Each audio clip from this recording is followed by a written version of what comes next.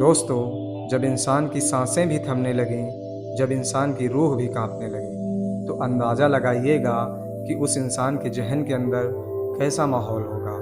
मान लीजिए कि आप कहीं जा रहे हैं और अचानक से आपका कुछ ऐसी शक्तियों से सामना हो जाए जो अप्रत्याशित हों, तो आपको कैसा महसूस होगा। दोस्तों, आज की कहानी एक सच्ची घटना पर आधारित है जो दिल्ली के रहने वाले विनोद के साथ घटित हुई। तो चलिए शुरू करते हैं। रिया अपनी मम्मी सुमन और पापा विनोद के साथ दिल्ली में रहती थी। वह हर साल अपने मम्मी पापा के साथ गर्मी की छुट्टियों में ननिहाल जाती थी।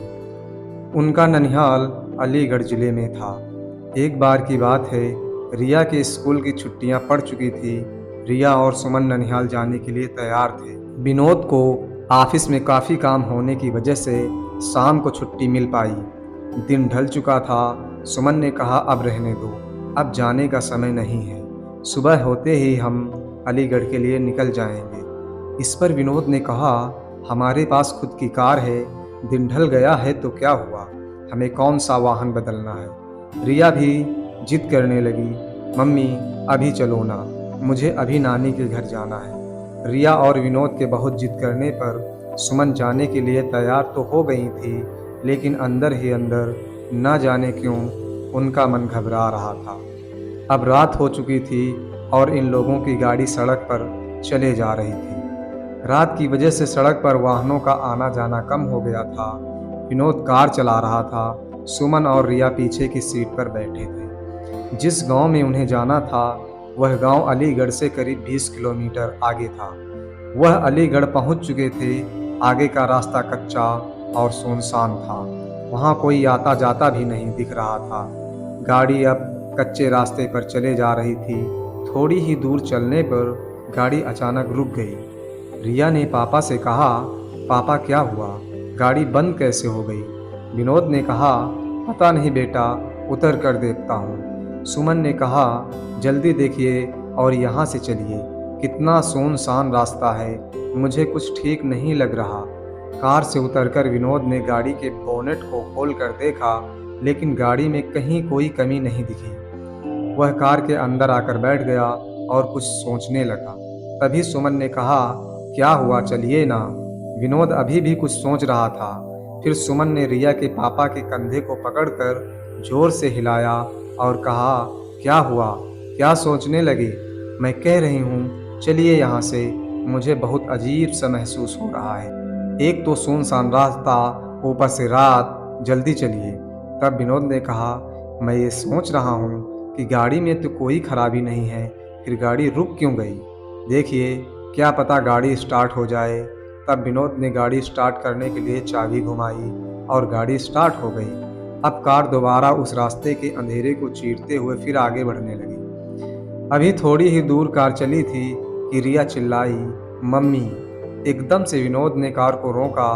दोनों मम्मी पापा रिया से कहने लगे, क्या हुआ बेटा, चीखी क्यों।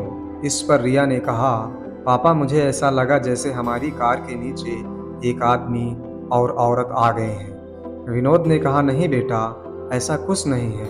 अगर वह औरत आदमी हमारे कार के नीचे आ जाते तो हमें भी तो पता चलता, और वैसे भी रात बहुत हो गई है, मुझे नहीं लगता ऐसे में इस रास्ते पर हमारे अलावा कोई और होगा। रिया की आंखें डर से फटी हुई थी और वो कह रहे थे, नहीं पापा, ट्रस्ट मी, मैंने देखा है उन आदमी और औरत को। सुमन ने कहा, गाड़ी थोड़ा तेज चलाइए। गाड़ी की रफ्तार विनोद ने तेज कर दी। तभी कार के शीशे में विनोद को एक डरावना चेहरा दिखाई दिया। उस डरावने चेहरे को देखते ही विनोद का हाथ स्टीयरिंग से छूटा और गाड़ी का बैलेंस बिगड़ने की वजह से गाड़ी इधर उधर चलने लगी। जैसे तैसे करके विनोद ने अपने आप को और गाड़ी को संभाला।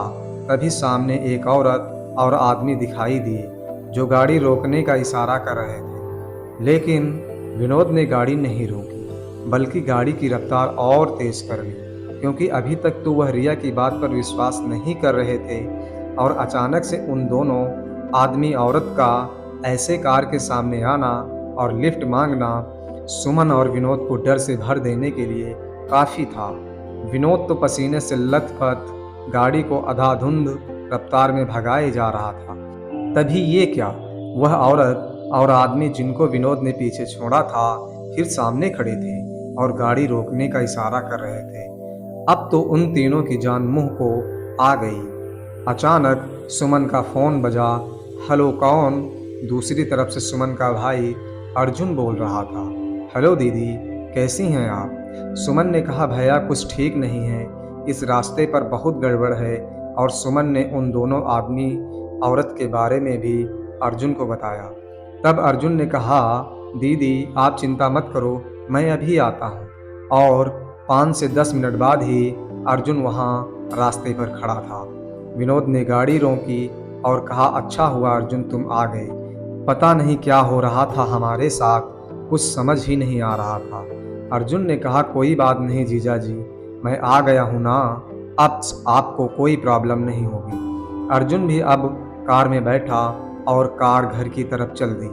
अब तो मानो जैसे सुमन, विनोद और रिया का डर अर्जुन के आ जाने से हवा हो गया था। अब सब लोग घर पहुंच चुके थे। अर्जुन ने कहा, लाइए जीजा जी कार की चाबी मुझे दीजिए, मैं पार्क करके आता हूँ, आप अंदर जाइए।